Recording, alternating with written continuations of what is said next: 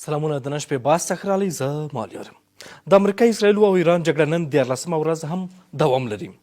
دواړو خو پر یو بل د سختو بریدونو ادعاوې کړي. د امریکا د پوځ مرکزي قومندان اعلان کړی چې پوځي الوتکو یې د ایران پر ځینو هدفونو بریدونه کړي.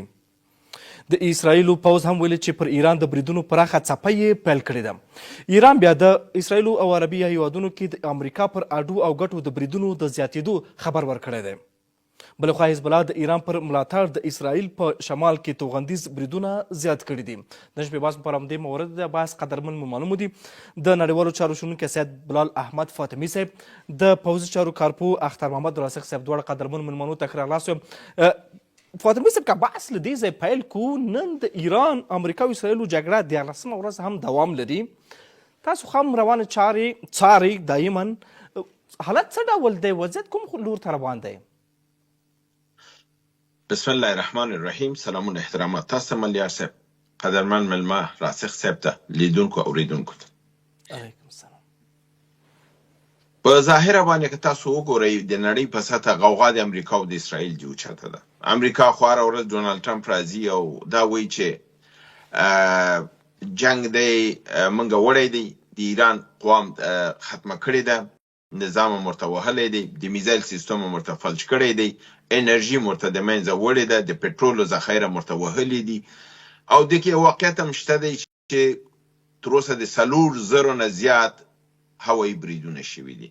او تاسو ته معلومه ده که په یو ځای باندې تاسو کاڼي هم داسې 4,000 دانې وغورځوئ، یو اثر وغورځئ، دا خو بیا هر یو 15,000 او 10,000 ټنه پاونډي په وزن د پیسه په 10,000 پاونډي بمونه دي چې اتمن تاثیر غورځي.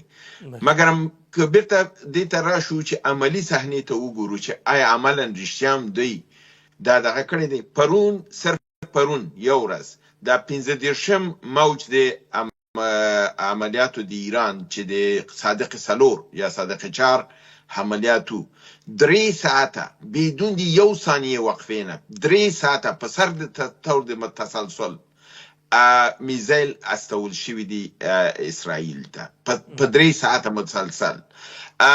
په دې کې په خود د اوله دوره د حملاتو د وړوکو اسلحهونه و هغه اسلحې چې د ایران په ګودام کې قدیمی شوی وي هغه ټول په عربي ممالکو استعمال کړي. خوشه‌ای بمونه، کلاستر بامز چې دی راکټونه دی په دغه باندې استعمال کړل. د پیسې کې هغه یو جنرال د دې چې اوس شهید شو هغه ویلو چې زه د میزایل منګ لرو چې کله یو دانه فرکو اته میزایل خپل په وجود کې لري، اتیا ځای وهي، او کمنګه کسل دانه رولیګو 8,000 نقطې وهي. نو دی بیا دویمه مرحله کې دی یو ټونی میزایلونه شروع کړل. په دریمه مرحله کې په د 2 ورځې کېږي دی هر میزایل چې لیږي د خولۍ یا کلاګه کې 2 ټنه وزن لري. دا کافی ورانه کوي. او د په ظاهره امریکا اعلان دی چې اما خپل د امریکا دننه د امریکا یو راپور لیک شوی دی. دا راپور د قصر سفید ته سپینې ماڼۍ ته ورکړ شوی دی چې تاسو شرایط څنګه دي. او دا ډیر خفیه راپور دی چې په حساب د سرو پټیو والا راپور دی. او دا د دې سره د ته چې ورکړ شوی دا لیک شوی دی واشنگټن پوسټ ته، او واشنگټن پوسټ دا نشر کړی دی. که تاسو وختو زه بیا تاسو سره شریکم دا درونی دی جریان باندې تاسو پوه چې د امریکا دننه په د امنیت په کمیټه کې چې خپل رئیس جمهور غړی دی، جی ډي وینس معاون غړی دی، مارک روبیو وزیر خارجه غړی دی، پیټ هاګست وزیر د جنگ غړی دی، مارک والز رئیس شورای امنیت غړی دی، او سی کیو براون چیف اف سټاف جنرال د جنگ دی هغه غړی دی. د دې په موجودیت کې څه بحث دی دا وزه به تاسو لیدونکو اوریدونکو ته وړاندې کوم. او هغه شرایط چې ایران یې خېدي امریکای ته، تاسو معلومه ده جنگ وړونکي هغه څوک دی چې هغه شرایط ګدي، نه چې بایلونکي. که څوک بایلونکي هغه شرایط نه ګدي. اوس د ایران شرایط چې به تاسو واورئ چې څه شرایط امریکا ته کې کدا شرطونه منی کدا نه منی جنگ ته ادامه ورکوم. شپږ میاشتې په دغه رقم چې اوس د باندې میزایل راځي، شپږ میاشتې منظم پتا باندې به دا میزایل راځي. مننه. راسخ صاحب، تاسو د ایران او اسرائیلو دغه جګړه چې نن 14مه ورځ هم په شدت سره روانه ده، څه ډول ارزونه کوئ؟ بسم الله الرحمن الرحیم. ګران قدر سلامونه مالیار صاحب تاسو ته او ګران قدر ملمه فاطمي صاحب او تاسو د پروګرام لیدونکو او اوریدونکو ته وړاندې کوم. لومړی خو به دا ووایم چې ظالمانه جګړه د امریکا او د اسرائیلو له لوري په ایران باندې شروع سوه او پلان سوله. دا چې ایران د خپل د وطن د ترقۍ او د پرمختګ او د اتومي قدرت د جوړولو لپاره ګامونه پورته کړي او غوښتي چې په دغه ډګر کې څنګه چې په نړیوال بیس کې اتومي قدرتونه په نورو هیوادونو باندې یا د نړۍ د دویمو کټګوري او دریم کټګوري هیوادونو باندې حاکمیت کوي، نو ایرانیانو هم په دغه فکر کې و چې که چیرې دوی وسي کولی په دغه سیمه کې دوباره هغه خپل هغه د امپراتورۍ په خیال او فکر کې دغه اتومي قدرت پټۍ ته ورسیږي او د اسلام تر چتر لاندې د مسلمانانو او د اسلامي هیوادونو په دفاع کې او دغه اسلامي هیوادونو د حاکمیت چتر د ایران د ځواکمن اتومي قدرت تر چتر لاندې راشي.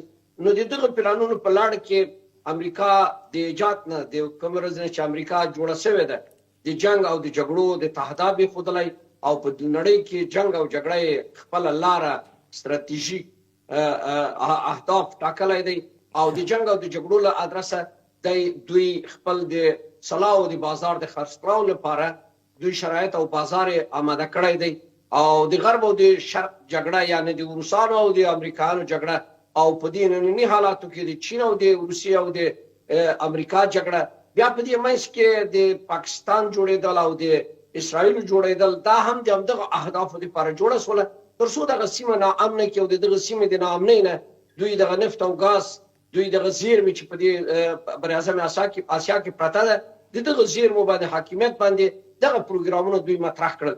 دغه ټولې دغه د اتومي پټۍ او نور دغه جګړه ییزو حالاتو ته چې دوی شي دوی بهانې خپله جوړوي. دغه ټوله بهانه دی.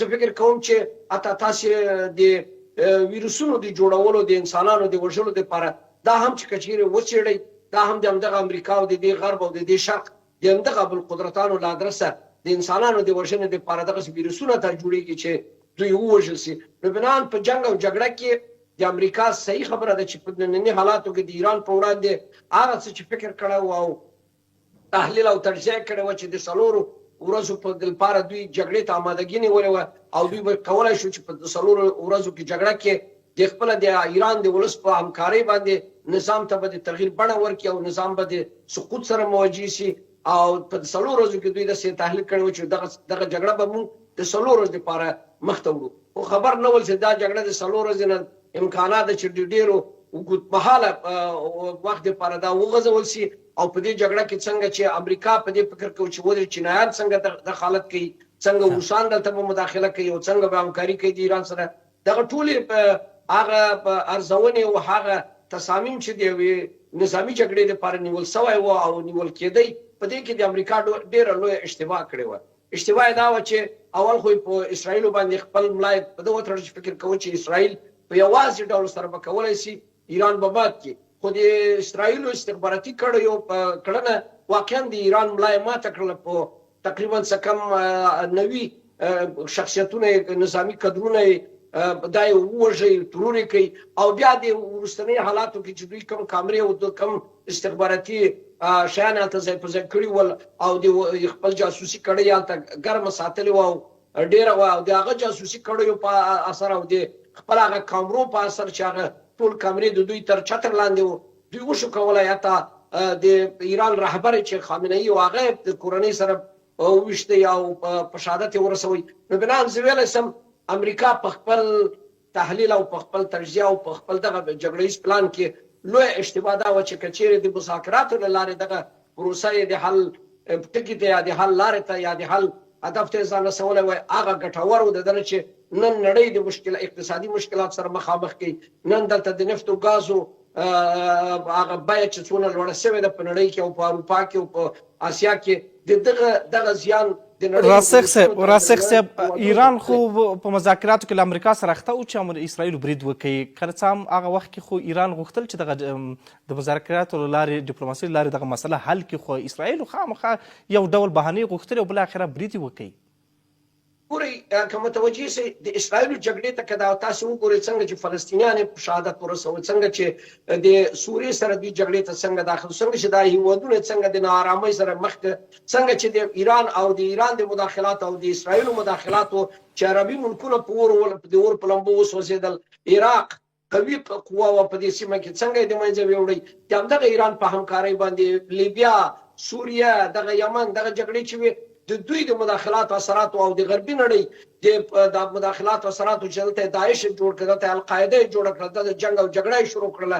بنان زه ویلی سم د خپله د اسرائیلو جوړېدل د همدغه اهدافو دپاره په دغه د فلسطین په خاوره کې د همدې اهدافو دپاره جوړه کړې وه غربیانو چې هر کله دوی وغواړي په دغه سیمه باندې حاکمیت وکړي، د دوی په واسطه مداخلات ته لاره خپله کړي. څنګه چې زموږ او ستاسو په څنډه کې پاکستان را جوړ کړی، دغه دوه هېوادونه غربیانو د خپل د اهدافو دپاره د اکبر اعظم اسیا اول د ځپلو دپاره او بیا وروسته د روسانو په وړاندې، اوس د چینایانو په وړاندې د همدغه دوه ادرسونه دوی استفاده کوي او خپل نظامي او استخباراتي پلانونه په دغه دوه ادرسونه تطبیقوي. نو بنان د اسرائیلو جوړېدل او د اسرائیلو ځای په ځای کېدل او د اسرائیلو د چتر پراخولو اساس اهداف دغه کې نغښتي دي چې دې پسې غربیان دي، پسې انګلیسان د دغه لپاره چې دوی وشي کولی په دې ملکونو باندې حاکمیت ولري، د دغه ملکونو هغه زیربنا یا اساسي اقتصادي زیرمې هغه د دوی تر سینې لاندې پرته وي. نو بنان دغه جنګ او جګړه دوی پلانه کړې ده. دا جنګ نه د غربي نړۍ دپاره په ګټه دی، نه د شرقي نړۍ دپاره، نه د ایران او نه د اسرائیل دپاره. ای کاش کې دوی د تفاهم او د مذاکراتو د لارې نه مشکلات حل لاره پیدا کړې وای او دغه لوی جنګ یعنی داسې وایم چې دا نړیوال جګړې ته به هم اوړي او اوښتی دی. په پردې په شا کې نړیواله جګړه ده، خو په عالمي ډول سره دوی دا بهانه کوي چې دا د اسرائیلو یا د یهودانو یا ووایم چې د ایرانیانو جګړه، مګر دا په دوو کټګوري باندې تقسیمیږي چې خپله غربیان اوس وایي چې دا د اسلام او د یهودیت او د عیسویت جګړه ده. ولې یو وخت کې په یاده مې خپله بور شم چې کله دا د 11 د سپتمبر خبره سوله، په اولینه بیانیه کې همدغه خبره وکړله چې اوس د عیسوي او د اسلام جګړه ده. مګر بیرته همدې مورد ته راګرځم راسه په بهانو باندې دغه ورځ تر بلې پراخېږي. کورابات لنډه دمه لرو، بیرته راګرځم.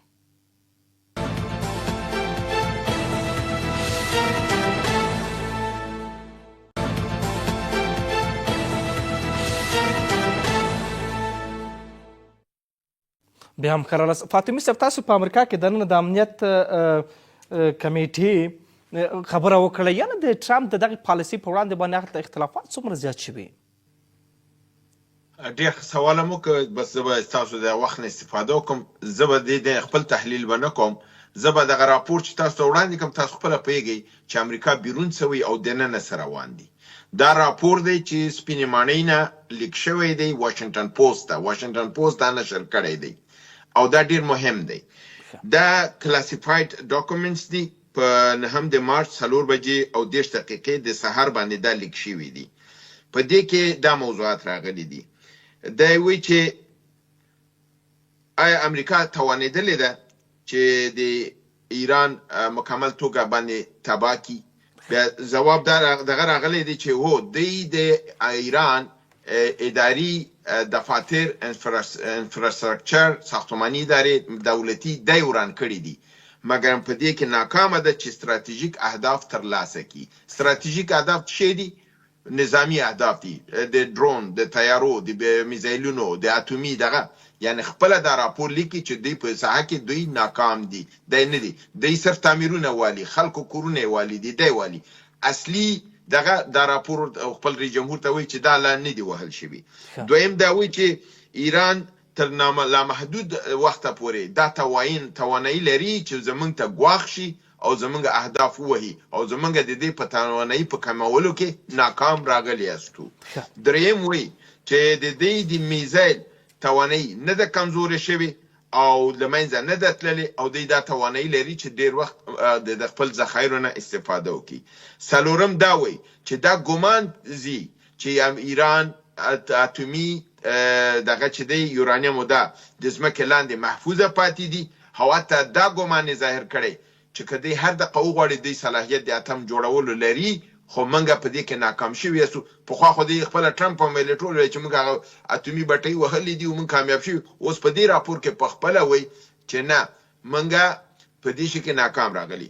بیا په دې راپور کې د دې نه دغه شوی دی چې آیا که منګه اردو په ځمکه باندې ولیږو څه نتایج ورکوي. په دې کې بیا ورته وایي چې د که ځمکې جنګ غواړي چې په ځمکه باندې لاړ شي 200,000 عسکرو ته ضرورت دی. 18 میاشتې به د جنګ طول وباسي. 3 تریلیونه ډالرو ته ضرورت دی. کم از کم 15,000 عسکرو تلفات امکانات شته. زیات نه زیات 50,000 عسکر وژلو امکانات شته دی. دا کړي دي. نو بیا دلته ورته وایي چې دغه شرایط منګه نه لرو چې دا منګه وکړو. یعنی دغه شرایط چې 3 تریلیونه برابر کړو، 18 میاشتې جنګ ته دوام ورکړو او په نتیجه کې 50,000 خپل عسکر هم وژنو. نو دلته بیرته مشوره اوس ورکوي رئیس جمهور ته. ټرمپ ته وایي چې بدون د زیات وخت نه څومره چې زر کولی شي په 2 هفتو کې دننه ته ایران دې ته مجبور کړه چې د میز مذاکرې ته راشي او د میز په مذاکرې باندې داسې یو موقف وړاندې کړلی شي چې ګویا موږ جنګ وړی دی، ایران سره شرایط وضع شي او ایران ته نور وخت ورنکړلی چې که څومره وخت ورکول کېږي ایران دا جنګ د ګټلو خواته ځي، موږ بایللو خواته ځو. په هغې وخت کې ایران به موږ ته شرایط وضع کړي، بیا به موږ شرایط منلی نه شو. دا به زموږ حیثیت لپاره دغی. نو ښه دا ده چې رئیس جمهور ژر تر ژره په هر لارې چې دا د مجبوره کړي چې دی میز سرته راولي. بیا دې کې دی راپور کې دا یو جمله دی په هغه د پنټاګان د خوا هم لیکلې ده چې دغه دی جنګ وړل په هیڅ صورت امکان پذیر نه دی. هغه پنټاګان says war winning is impossible. یعنی اصلا ممکنه نه ده چې موږ د جنګ وګټو. او مګم دا موقع باید دوی ته ورنکو چې دوی زموږ نه دغه واخلي چې شرایط راته کیدي او که څومره وخت ایران ته لاس ورځي ایران برتری پیدا کوي. زمونږ هلته وسایل کم شوي دي، دافعي هوا سیستمونه له منځه تللي دي. اروپا نه هم چې څه دافعي هوا سیستمونه وغیره راوړل هغه هم ایران ووهل. پرون نابله ورځ یې بیا لاړل د کوریا جنوبي نه یې راوړل. یو دانه دی په اسرائیل سره، که هغه یې ورته ووهه اسرائیل نور دفاع سیستم نه لري. نو دا راپور بیا دی ته دا دغه ورکوي چې دې کې د دې راپور په اساس باندې بیا رئیس جمهور یعنی ډونالد ټرمپ پاسیږي خپل د شورای امنیت غونډه راغواړي. په شورای امنیت غونډه کې په خپله ټرمپ همي، جې ډي وینس همي، مارکو روبیو همي، پیټ هګسي، مایک والټزي او جنرال سی کیو براونزي. دلته دوی ته دا دغه کېږي. ډونالد ټرمپ ورته وایي چې دا خو واضح ده چې موږ دا جنګ نشو ګټلی. چې جنګ نشو ګټلی موږ باید داسې شرایط وضع کړو چې معلومه نشي چې موږ جنګ بایللی دی، خو موږ ایران دې ته مجبوره کړو چې میز سرته راشي. په دې څه کې پوښتنه کوي چې آیا ستاسو نظر څه دی؟ مارکو روبیو خپل نظر داسې ورکوي چې باید د ایران ټول شرایط باید رد کړلی شي. کوم شرایط چې خامنه ای اوس وړاندې کړي دي که تاسو وروسته ویلې بیا هغه شرایط هم تاسو ته ویلی شم. نو د مارکو روبیو وایي چې د ایران ټول شرایط دې رد کړلی شي، جنګ دې تشدید شي، هوایي او زمیني قوا دې فشار راوړل شي تر څو چې ایران دې ته مجبور شي چې میز مذاکرې ته راشي. ورپسې پیټ هګسټ وزیر دفاع وایي چې موږ هغه عمره منابع نه لرو چې موږ دې جنګ ته دوام ورکړو. څومره چې جنګ اوږدیږي موږ د هغې تحمل نه لرو او موږ مسؤلیت لرو خپل د قواو په حصه کې په اروپا کې او په اسیا کې که موږ دې جنګ خواته ټول توجه کړو زموږ د اروپا او په اسیا کې. ځکه تاسو معلومه ده چې امریکا په 80 ممالکو کې عساکر لري، 250 نقاط لري، دا ټول روزمره دی کنټرولوي. نو که دوی وایي چې موږ د ایران کې دغه شولو دلته زموږ نه هغې کنټرول پاتې کېږي.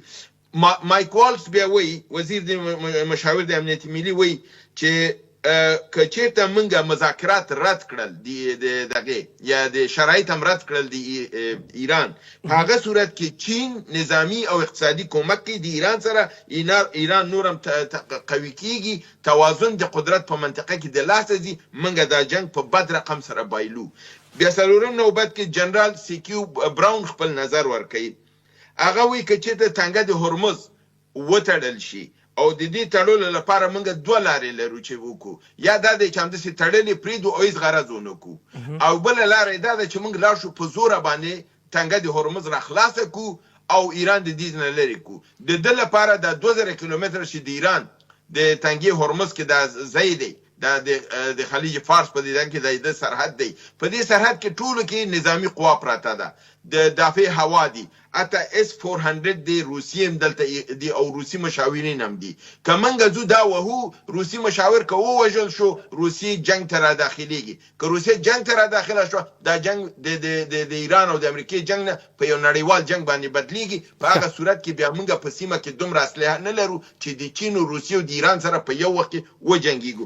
فاطمه صاحب د همدې خبرو نه چور ته بیرته راځم چې ډرافټ یې څه دی بالاخره څه به کیږي.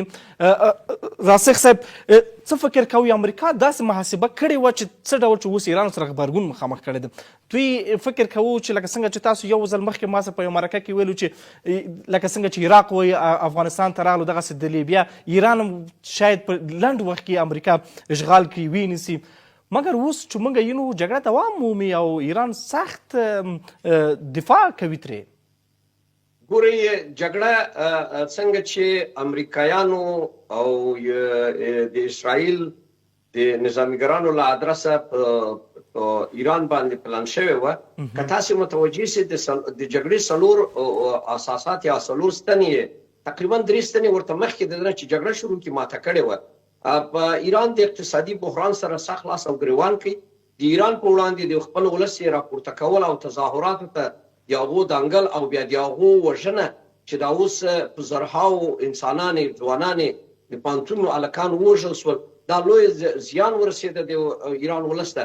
بیا راځم درېیم ټکي ته، حتی د ایران په وړاندې د اتومي پټۍ د یورونیم د قوي کېدو او د اتومي پټۍ ورځ تر بلې پراخېدل، دا یې د نړۍ ته داسې پراخه تبلیغاتي بڼه یې مخ ته وړله چې د امریکا سره نور هیوادونه هم اکثرا د دې ته اوکړه وکړي چې که چیرې په څلورو ورځو کې دغه ووهل سي او اقتصادي زیانونه د نور نړۍ هیوادونو ته ونه رسېږي، دې جګړې ته دوی اوکړه کړې ده.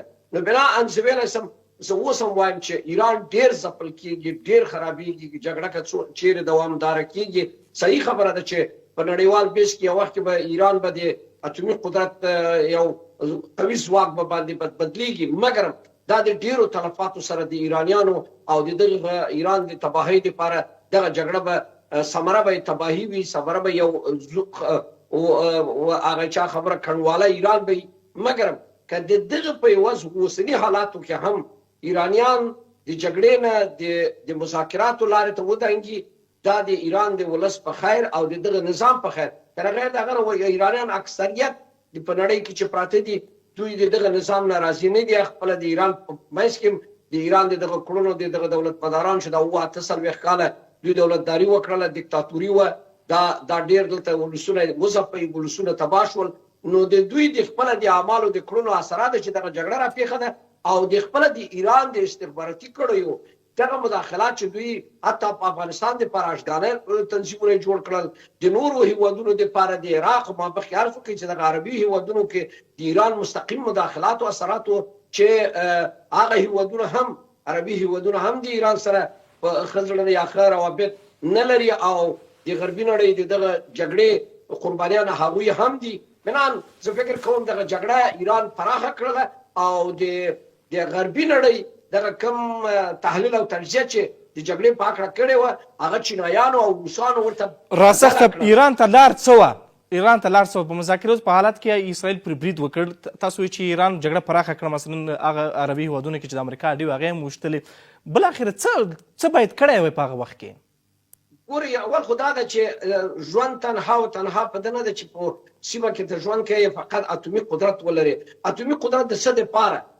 اتومي قدرت د همدغه دپاره دی چې نور هیوادونو ته خپل سینې لاندې کړي، خپل حاکمیت په نورو باندې ومني، که یې مني که یې نه مني باید ومني. خو تاسې دغه اول خو په دغه 21مه پیړۍ کې دغه اتومي پټېګانې چې څونه جوړېږي د نړۍ د بشریت دپاره دا لوی زیانونه دي او د بشریت دپاره دا پوشنده اسلحه ده چې انسانان تباه کوي. نو بناً زه وایم چې ای کاشکې دغه نړۍ ډېر ښه ژوندانه په لور روان شوی. ایرانیان اوس هم د دوی د دماغ نه د دوی د فکر نه د امپراتورۍ فکرونه دي او په سیمه کې دغه جګړه ییز حالات چې شروع دی دا د همدغه ایران د استخباراتو کړنه وه، دا د همدغه د پاکستان د استخباراتو کړنه ده چې دغه سیمه انعام نه کړه او عربي ملکونه په دې کې ور واخیستی، افغانستان په دې کې ور واخیستی، ابوالقدرتانو د خپل د اهدافو دپاره افغانستان ته روسان راغلل اشغال ته، وروسته هغه بهانه د اسامه بن لادن امریکا راغی اشغال ته 20 کاله وژنو. اساس خبره دا ده چې ولې دا دوی دغه اتومي پټۍ ته ولې دوی منډې وهي. نو بنا دغه دپاره منډې وهي چې دوی ځانونو نه یو امپراتور جوړوي او د دغه امپراتورانو جوړېدل په آخره مرحله کې همدغه ایران به د روسانو سره په جګړې ته وځي، همدا ایران به د چینایانو سره جګړې ته وځي، همدغه پاکستان به د چین او د ایران سره په جګړې ته ورداخلېږي. او روسانو ولې دوی هیڅ کله هم فکري تعامل نه لري، د سیاسي تعامل او فکري تعامل چې وخت ونه وشي دا حتما جګړیزو حالاتو ته بدلیږي. زما له ډېره نظره مننه، بیرته راګرځه. بله کور آباد لنډه دمه لرو، بیرته راګرځو.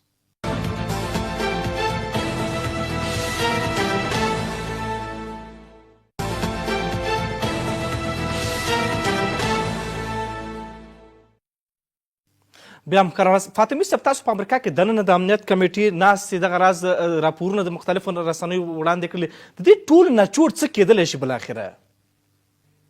دې نچوړ ته زه رارسېدلی یم. نچوړ خپله ډونالډ ټرمپ ایستی دی، 3 ټکي دي. ډونالډ ټرمپ مخاړې د جنرال ته وایي چې آیا کولی شو چې دا جنګ بدون د ځمکني قواو نه وګټو؟ نو جنرال کیو براون ورته وایي چې نه، دا امکان نه لري چې دا موږ دغه وګټو، یعنی نه په زمینی قواو سره ګټو او نه په هوایي قواو سره ګټو. وایي چې هلته روس او چین د ایران سره مرسته کوي، جنګ نورم پراخیږي او د ده کنټرول موږ نشو کولی. که ایران موږ کاملا په اقتصادي توګه او په ساختماني توګه بالکل په ځمکې سره اوارم کو، د ایران ملت زموږ په مقابل کې چریکي جنگ شروع کوي او زمونږ اردو د چریکي جنگ توان نه لري، ډیره زیاته ضربه خوري، ما اخر کې ناکامیږو او وځو. چې دا جواب دا دی چې مخکې راسخ صاحب ټول دغه بار په اسلامي نړۍ واچو او دا لوی مجرمین بې ګناه ثابت کړل. دا منګه نه ورغلي دی پسې، دوی د خاورو د سیمې ته راغلي، منګه یې مجبور کړي یو د جنگ ته، منګه دی پسې نه ورغلي. په 1951 کې څوک دی پسې ورغلو چې دی راشي په ایران باندې برید وکړي. 1951 کې خو مصدق پاسې د انګلیس نه خپل خاوره خلاصه کړه، خپل پټرول یې نه خلاص کړل او ملي کړل. په 1953 کې امریکا راغله، مصدق یې ووهه او هغې زندان ته واچو او شای راوسته، خپل ګوډاګی دلته کېنو. اوس تاسو ماته وایي د تاریخي لحاظ نه آیا دا استدلال چې راسخ صاحب کوي دا درست دی د اسلامي نړۍ په هکله باندې؟ آیا دا صحیح دی چې موږ دا قضاوت وکړو چې ټول ملامتي په ځان راواچو چې دا ملامت دا مملکت شو، دا ملامت دا مملکت شو؟ ایران زما دښمن، پاکستان زما دښمن، بالکل دښمن مې دی. مګرم خبره دا ده چې د ایران او د پاکستان ترمنځ مکه اسمان فرق دی. پاکستان جوړ کړی یهودانو دی، د یهودانو لابي ده، یهود ته کار کوي. اما ایران چې د یو تاریخي خاوره ده، تاریخ لري، د هغې ترڅنګ زمونږ ځان ته یو لوی تاریخ دی، د هغې ځان ته یو لوی تاریخ دی. د ایران په ټول د تاریخ کې چې څنګه موږ جنګېدلي یاستو، هغې هم جنګېدلي دي. ایران ته نه ورکوي دی دغې ته. اوس ایران دی چې ګوره همدغه عربي نړۍ به ازادېږي د ایران د برکته سره دی چې دی شیعه او سني سره ډېر اختلافات لري، خو دغه عربي نړۍ به د ایران د برکته د امریکې د یوغ نه وځي، د امریکې قوا به د دې سیمې نه ورکې شي. ټول د مسلمانانو په سینې پراته دي. تاسو وګورئ 15,000 قوا په الحال د امریکا څه په کشتیګانو کې او 48,000 په دې ملکونو کې پراته ده. په اردن کې قوا ده، په کویت کې قوا ده، په عراق کې قوا ده، په سوریه کې قوا ده، په مصر کې قوا ده، په عربستان سعودي کې قوا ده، په قطر کې قوا ده، په ترکیه کې قوا ده. نو کوم اسلامي مملکت است آزاد شو چې موږ ورته وایو چې دا ګناه خو په ایران کې ده چې اور یې اچولی دی، اور خو امریکې اچولی دی، اور خو اسرائیل اچولی دی چې راغلی دی دا سیمه یې د خپل تر سینې لاندې کړې ده او ظلم و جبر شروع کړی دی. که من اسلامي نړۍ کې نن یو مرد را پیدا شوی دی او په یوازې سینه یې ورته تن کړې ده او درېدلې ده، نو آیا موږ دا باید وټکو که دا موږ تقدیر کو؟ که زموږ د ازادۍ دپاره یو لاره جوړېږي چې امریکا موږ د نړۍ د غلامۍ نه وځي، د اسلامي نړۍ د یهودو د جبر او د زبر د ځواک نه وځي، آیا موږ دا تایید نه کو؟ دا خپل په ذکر ده. زه دا انکار نه کوم چې ایران موږ سره ظلم کړی، 40 کاله یې را سره ظلم کړی. آیا زه د خپل د ظلم لپاره د ایران دغه وټکم چې هغه د یو لوی دغې لپاره لګیا دی دا سیمه د یو بدبختۍ نه وځي، د یو لوی بدبختۍ نه وځي؟ همدا اوس تاسو وګورئ چې اسرائیل څه لوبې نه کوي. دا 2 کاله ستا په مسلمانو بچو باندې په غزه کې څه ونه کړل؟ آیا ستا بچي ټول درته تکه تکه نه کړل؟ دنیا څه نه دفاع وکړله؟ دنیا کوم نوم واخیسته، کومه ډوډۍ ورته ویوړه؟ پروسه کال روژې په ژړا او په وینو باندې تېرېده، سږکال روژې په ژړا او په وینې ده. یو اسلامي نړۍ کې نر او با قدرته نشته دی چې لاړ شي یو مړۍ ډوډۍ ورته ویسي. او چې ایران نن ودرېږي او په شهامت سره ودرېږي، موږ هم راشو هغه وټکوو. موږ راشو د ایران د لیبیا سره مقایسه کو، موږ راشو د ایران د سودان او د افغانستان سره مقایسه کو. راسخ صاحب استدلال هم دا هم د فاطمي صاحب چې مطلب اټوم ته اړتیا نشته، د 21مه پیړۍ دا باید په سوله ییز فضا کې ژوند وشي، هر څوک د ژوند حق لري. دا خبره صحیح ده. اتوم فساد دی، اتوم د جړ د انسانیت او د بشریت دښمنۍ د ټکي کې زه راسره سره کوم اختلاف نه لرم. مګر تاسو دې ته وګورئ چې ایران خو فتوا ورکړې ده چې اتوم بم حرام دی، او همدا اوس هم چې خامنه‌ای بیانیه ورکړې ده، دا اوس چې همدغه مجتبی خامنه‌ای بیانیه ورکړې دی، بیا هم ویلي دي چې موږ د اتوم خپل صلاحیتونه د یورانیم د خپل د انرژي د ضرورت پورې به دا ترسره کوو. موږ اتوم نه ترلاسه کوو. یو مملکت درته چغې وایي چې زه اتوم نه ترلاسه کوم، هغه راکاږي. یو مملکت NPT امضا کړې ده، نړیوال قانون. یو مملکت د IAEA د اټامیک انرژي ایجنسی تر کنټرول لاندې دی، هغه نور هم وهي. او یو مملکت دی چې اتوم بم هم جوړ کړی دی، IAEA هم نه مني، NPT هم نه امضا کوي. اسرائیل هغه ته هغې کې نیولی دی. موږ باید څوک وټکوو؟ هغه چا چې 400 اتومي قدرت یې جوړ کړی دی او لګیا دی د هغې نه غلطه استفاده کوي د نړۍ په مقابل کې. نړیوال قوانین نه مني، NPT نه امضا کوي، IAEA نه مني. زما ستا یو اسلامي خاوره ده، غواړي چې د ټکنالوژي د خوا نه په خپو ودرېږي، هغه NPT امضا کړې ده، هغه IAEA منلې ده، هغه ستا هر شرایط مني، هر چېرته درته راځي. بم اتوم هم وایي نه جوړوم، نه جوړوم. ته راشه ته ما کنټرول کړه. دغه اوس چې دوی حمله وکړه، په دغه ورځ کې دوی مسله ختمه شوې وه. ایران 1.6% یورانیم غنا منلې وه چې هیڅ شی هم نه دی یو مملکت لپاره. د دې نه خو 2015 کې زیات و 3.7% غنا د یورانیم وه. دا ځینې 1.6% بیچارګانو ومنله. د باوجود اسرائیل ویلې نه منمه، وی وهه ویلې په دې سر وه. نو په دا خو ګوره دا د عدالت نه لرې خبره ده. دا د خدای او د الله په حضور کې موږ تاسو جواب دی سو چې موږ په هر شي کې خپل ځان مسلمان ملامت وګڼو او د پردی او دا دغه کو دا صحیح کار نه دی. زموږ تحلیل خبرې باید په حقایقو باندې بنسټ ولري، په تاریخي اصول باندې دغه ولري. که تاسو د امریکا جنایت په امریکا کې تاریخوار د 1953 نه را پدې خو وګورئ، امریکا ډېر جنایتونه کړي دي. ایرانیان خو اسی په مقابل کې نه دی ولاړ، اسرائیلیانو ډېر جنایتونه کړي. دغه اوس دا 1.5 کسان چې په دغه کې ووژل شول په دې 18 تظاهرات کې، دا موساد او اسرائیل کړي دي، بالفعل یې وژلي دي. آیا دا د یو ملت او څوک دغه زغملی شي؟ د یو مملکت زعیم او 8 غړي د دولت توخل شهیدان کې دا امکان لري چې سړی دا وزغمي؟ مننه. راسخ صاحب، لکه څنګه چې فاطمي صاحب هم وویل، ایران حق لري چې خپل ځان دفاع وکړي. بالاخره مثلا اسرائیل کله واخلو، اټم هم لري، ټول ځواک لري، بالاخره بیا هم په فلسطین کې په نورو هېوادونو کې څومره ظلمونه کوي. دا حق نه لري یو اسلامي ملک چې هم د خپل ځان دفاع لپاره یا هم د سیمې د هېوادونو چې هغه اسلامي هېوادونه دي د هغې لپاره که هغه اټم جوړوي که هغه هر څه جوړوي، بالاخره یو د ځان دفاع لپاره یا د سیمې دفاع لپاره یو څه وکړي. ګورې عزیزانو، زموږ هدف دا نه دی چې موږ اسلامي ملکونه هغه وځپو یا هغه ته خدای ناکده یو منفي ټکي استعمال کو او غربي نړۍ وهڅوو او د غربي نړۍ نه ستاینه وکړو. ما مخکې عرض وکړی چې د امریکا د جوړښت نه تر دغه ننه پورې امریکا یو جنګجو ملک دی، امریکا یو تعرض کننده ملک دی، امریکا اشغالګران دي، امریکا نه تنها په ایران باندې اشغال، په افغانستان باندې اشغال، په آسیا براعظم باندې اشغال، په روسانو باندې اشغال، په ټوله نړۍ باندې خپل د حاکمیت چتر په مختلفو، حتی کاناډا ته اخطار ورکوي، ډنمارک ته اخطار ورکوي، ولنزویلا ورور هغه لاړی د شپې ښځه او نر رئیس جمهور یې واخیستی په زور باندې ویوړی محکمې کې کش کړه، دنیا ورته چوپ دی. بنان زما نظر دا دی چې د یو هدف دپاره د خپل انسانانو وژنه او د خپل ملک تباهی، آیا د دغه هدف دپاره چې زه باید اتومي پټۍ اتوم قدرت ته ورسېږم، آیا د خپل ولسونه تباه کول دا هم په 21مه پیړۍ کې د تایید وړ بولي. آیا دغه نن چې د پاکستان اتومي قدرت لري او اتومي پټۍ لري، آیا د اسلامي ملکونو د خیر لپاره د اسلامي ملکونو په شا کې درېدلی دی؟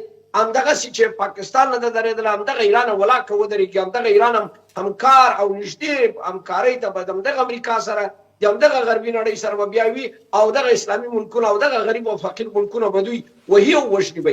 نو ګورئ تاسې موږ خو تجربه لرو د دغه افغانستان په اشغال کې، خپله ایرانیان د امریکا سره لاس لرو ده، خپله پاکستانیان وروره ورسره همکاره ول. نو زه بیا وایم لعنت دې په هغه اتومي پټۍ سره چې ته په دې اتومي پټۍ دپاره خپل ولس هم تباهۍ ته کش کاږې، د سیمې هېوادونه تباهۍ ته کش کاږې او دا وایي چې زه به دا جګړه وګټم. دغه اوس هم چې روسان او چینایان او کوریای جنوبي او کوریای شمالي لاس ونه لري په دغه جګړه کې د ایرانیان سره، ایرانیان دونه نور توانایي نه لري چې دا جګړه 6 میاشتې او 8 میاشتې مخته یوسي. په هر صورت سره د امریکا ځواک او د ایران ځواک تحلیل او تجزیه کول ځمکه او اسمان پورې فرق کوي.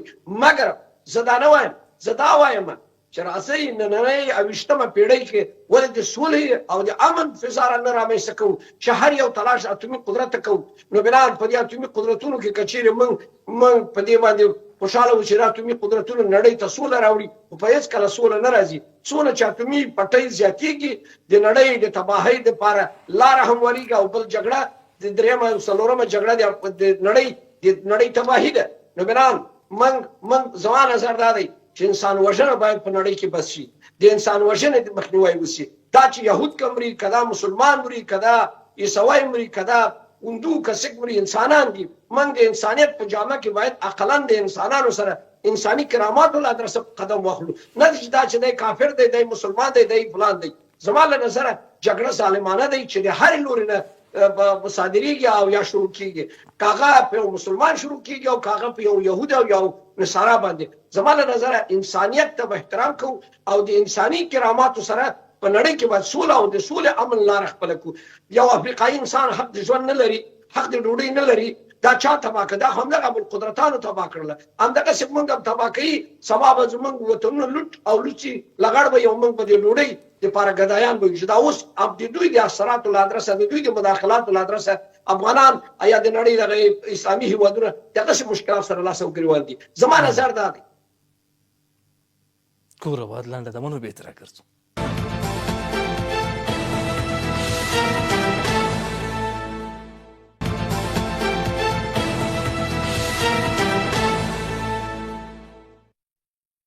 بیا هم ښه راغلاست. فاطمې صاحب، تاسو مخکې د ایران د شرایطو یادونه هم وکړله.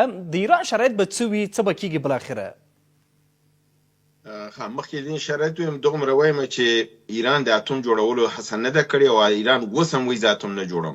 کلونه شو، 20 کاله شو ایران باندې دا تهمت دی چې ایران اتوم جوړوي. 20 کاله شو ایران تر نن وایي زه اتوم نه جوړم. نو دا دغه دی، ایران میزایل جوړ کړي دي، اوس بهانه میزایل ته ده. نو ګورې میزایل خو حق لري یو نفر چې خپل. اوس ایران په څو مجلسو کې دوی ته ویلې که ما سره میزایل نه وی تا خو وخته زه ټوټې ټوټې کړی وم. او بل دا د اتوم چې دی، اتوم دا په دنیا کې د دې ګوره په انګلیسي کې ته ډیټرنټ وایي. ډیټرنټ څه معنا؟ ډیټرنټ معنا دا د هغه تهدید چې تا د بل تهدید نه وساتي. دا دې لپاره نه دی چې د بشریت خلاف استعمال شي. زم مخالف یم چې څومره راسخ صاحب د بم اتوم مخالف دی، زم مخالف. دا بشریت تباه کوي، ځکه خو اسلام کې حرام دی، ځکه خو دوی فتوا ورکړې دا حرام دی. خمیني او خامنه‌ای دواړو فتوا ورکړې دا حرام دی. نو په دې اساس دا نه کوي. مګر د اسرائیل او امریکا په مقابل کې چې تاسو سره میزایل او دغه اتوم نه، هغه خو تا پرېږدي نه، دړې وړې کوي دی. دغه ټکي ته باید موږ متوجه اوسو چې ایران د خپل د بقا جنګ مجبور دی چې وکړي. دا درسته ده چې سبا ایران آرامه شو ما تا ته ګواښ دی، دغه خو زه کوم شک نه لرم سبا ما تا ته ګواښ دی. همدا اوس پاکستان زما 40 کاله ځان دوست ګڼم، همدا اوس بله ورځ وایي په بم اتوم باندې دی وهم. نو خبره دا ده چې دا دغه شته دی، خو موږ باید کوم شی چې وایو هغه د ځمکني حقایقو په اساس به یې وایو. راځم دې ته چې شرایط چې دغې ته وضع شوي دي امریکې ته اوس څه دی کې ځکه چې ایران دا رد کړې ده چې موږ په هیڅ صورت مذاکرات نه کوو. موږ 2 ځلې مذاکراتو ته راغلو، په میز په سر در سره ناستو، نتیجې ته رسېدلو، تاسو په موږ وار وکړ. نو اوس اعتبار نور ختم شوی دی. اوس دوی دا وایي چې موږ دا ځلې د اسرائیل پوز به په ځمکه باندې وهو، او دا واقعا چې دوی دا کار اوس کړی دی ډېر کم پاتې دی. که دغه جنګ لږ دوام وکړي نور اسرائیل تاسو نه انشاءالله نه ګورئ. دغه پرون یې ورته د اتومي مرکز هم د اسرائیل وهلی، د ډیمونا یې ورته وهلې ده، د ډیمونا دوی پټه ساتله. ایران دا ورته ووهله، ورته یې ثابته کړې ډیمونا د ماته معلومه وه، او په دې کې ډېره اتومي اسلحه ده، که دا شعاع یې خوشې کړله نو ډېره اوضاع به خرابه کړي. لنډه توګه راځمه چې دا کوم شرایط دوی وضع کړي دي مجتبی خامنه‌ای لپاره د مذاکراتو د دغې لپاره امریکا ته، په هغې کې دا دي. اول دا دی چې غرامات جنګي د هر هغه سنکشن چې تاسو په ایران باندې 40 کالو نه وضع کړی دی، د غرامات جنګي ویلي دي چې په تیرو 40 کالو کې ایران 800 میلیارډ ډالر خساره لیدلې ده، او په تیرو د 2 جنگونو کې زیاترینه بشري خساره لیدلې ده. او ده نو کم از کم 500 میلیارډ ډالر په آینده 10 کلونو کې باید ایران ته ورکړل شي.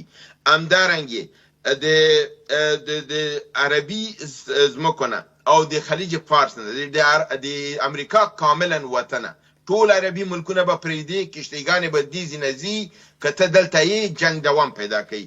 د ستا موجودیت دلته نه منو. د بالخصوص لبنان، سیریا او یمن په دې کې ستاسو مداخلې اصلا نور قابل د قبول نه دي. د ایران حق د یورانیمو چې نړیوال حق دی، چې ان پی ټی لاندې او د آی ای لاندې د حق دی، د قانون دی. 4 او 5 ماده د نړیوال قوانینو د آی ای او د دغه د ان پی ټی دا وایي چې مملکت غنا د یورانیم کولای شي. نو دا وایي زما غنا د یورانیم حق مې په رسمیت وپیژنه. امریکا ته وایي زه اتم نه جوړم، حق مې په رسمیت وپیژنه، حق مې مه تر خپل لاندې کوه. او کوم یو تحریمات چې په ما لګول شوي دي، ټول تحریمات به دفعتاً په یو میاشت کې دننه له منځه وړي، 2 میاشتو کې دننه. او هغې کې زما بانکي سیستم، زما د بیساب تجارتي سیستم، زما د پټرولو تجارت او زما د وارداتو چې زه دغه نشي واردولی که نه، د تیارو جنسونه او دا اجناس تخنیکي، نو دا باید مانه لرې کړي چې زه دا وشم کولی. بل دا د ایران 200 میلیارډ ډالر د امریکې په بانک کې د 1990 نه را په دې خوا پرته دي. هغه 120 میلیارډ او 80 میلیارډ دغه راغلی ده، منافع راغلی ده، څه کم 200 میلیارډ شوي. نو ویلي دي دا منجمد شوي په کنګال شوي پیسې دا باید آزاد کړلی شي. بلې دا غوښتنه کړې ده چې نتنیاهو د لایحې محکمې چې محکوم کړی دی په جنایت جنگي او جرم باندې، هغې محکمې ته دې وسپارل شي. او د غزا لپاره چې کوم کونسل په نامه د کونسل د صلح جوړ شوی، دا د کاملا کانسل شي او تحریم دي شي، ځکه دا د عرب د فلسطینیانو د حق لپاره نه دی جوړ شوی، بلکې د هغې د حق د غصب لپاره جوړ شوی دی. همدارنګه د سرحدات د عربي دغه خاورې چې ته 1 د اکتوبر پورې کوم یو وي، هغه د بیرته احیا شي. دا ټول اسرائیل غصب کړي دي په دومره وخت کې، د تیر 2 کالو کې دا د بیرته احیا شي. او په اخره کې غوښتنه دا کړې ده چې ټرمپ د په رسمي توګه په نړیواله توګه د خامنه‌ای نه د هغې د کورنۍ په وژلو او د ایران د خلکو د وژلو په اساس چې په ایران باندې بدون د کم اشتعال نه برید کړی دی. ملت د ایران دی باندې برید نه کړی، دی ته تجاوز نه کړی، دی ته کم خطر نه متوجه کړی، دی په نړیوال قوانین تر خپل لاندې کړل، ملګرو ملتونو کوم اجازه نه دراغوښتې، تجاوز کړی. د بابت د ملت د ایران او د نړۍ نه معذرت وغواړي. نو دا هغه شرایط دي چې د یخې دي، او د دې شرط کې ورته دا ویلي دي، دې شرط کې ورته 3 شی نور ویلي دي چې که دا تاسو ونه کړل، د هرمز تنګه به بالکل بندیږي، 1 قطره پټرول اجازه به نه. من به خپل دفاعي او امنیتي قراردادونه د روسیې او د چین سره چې تر اوسه غیر فعال دي، دا به فعالو، او د روس او د چین نه به غواړو چې خپل نظامی اډې په ایران کې جوړ کړي، تر څو امریکا نور دلته برید ونشي کولی، ځکه دلته به د چین او د روسیې اډې وي. او دغه دی د درېیمې دا دی چې موږ به اتومي توانایي خپل هغې سرحد ته رسوو چې زموږ د انرژي ټول ضرورتونه رفع کړي، مګم اتوم بم به نه جوړو. مګم داسې مرحلې کې به استو که چېرته په موږ باندې د اتوم برید کېږي، نو موږ کې به دا توانایي چې په ډېر ژر به اتوم جوړو او بیرته به خپل بدل اخلو. فاطمي صاحب، دغه د ایران شرایطو ته په کتو، د امریکا فشارو ته په کتو باندې ټول دغه مسایل چې راوڅېړو، په پای کې څه کول پکار د ایران لپاره فعلا، او څه باید وشي بالاخره، کوم لاره باید غوره کړي؟ ګورئ دا کوم موقف چې ایران غوره کړی دی زه د سخت طرفدار یم ځکه چې امریکا او اسرائیل غیر د کوتک او د زور نه په بل څه باندې نه پوهېږي د اسرائیل پوځ وزۍ ښه راکاږلی دی دا تر اخره پورې باید راکاږل شي تر هغه چې دې توبې ووځي او د دې دا ټوله دا سیمه د دې سره مذاکره نه ده پکاره دوی سره صلح نه ده پکاره دوی هر دفعه فریب کوي هر دفعه راځي اوس پرون لینسي ګراهام عربي ممالکو ته اخطار ورکړی دی چې که تاسو به ایران په مقابل کې خپل اسلحې استعمال نه کړلې یعنی تاسو مسلمانان خپل منځ کې ونه جنګېدلی نو موږ چې دې جنګ نه ووتلو موږ به تاسو ټول عربي ممالکو نه بدل اخلو دا ګوره دی لینسي ګراهام پرون ټول عربي و عربي ممالکو ته دا اخطار ورکړی دی چې تاسو ټول موږ نه اسلحه اخیستې او دا اسلحه موږ تاسو ته درکړې وه چې موږ کله تا ته وایي دا خپل په منځ استعمال کوي تاسو ولې په ایران استعمال نه کړل نو زما اخري دغه دا دی زما ټول نچوړ دا دی چې ایران کوم موقف نیولی دی ایران موقف د نړیوالو اصول او قوانینو سره بالکل برابر دی د هغه نه تېروتنه نه ده کړې په چا یې تجاوز نه دی کړی او ایران خپل هغه حق غواړي ایران خپل د ځان نه دفاع کوي او د همدغې لپاره روسیې ورته ویلي چې دا ستا بین المللي حق دی تا د ځان نه دفاع روانه ده چین هم ورته ویلي کورې شمالي هم ورته ویلي دي او اسلامي نړۍ دا ولې عربي ملکونه غلي دي په همدې غلي دي چې هغوی ګوري چې ایران چې کوم څه کوي د آخر کې به زموږ نه موږ به هم دې مصیبت نه نور خلاص شو هر ورځ راته نتنیاهو غوږونه کچ کوي کله مې راته ټرمپ غوږونه کچ کوي د ده نه به ایران موږ وباسي دا ښکاره خبره ده چې دوی به د ایران د ګواښ سره بیا مخ کېږي دا هم زه وایم دا داسې نه ده چې ګواښ به نه وي منتها د امریکې د دغې نه خو به ووځي د غلامۍ نه او اسرائیل به انشاءالله د منځه ځي او امریکا به د دې سیمې نه وځي ډېره زیاته مننه راڅخه تاسو د جګړې پای او د حل لاره څه بولئ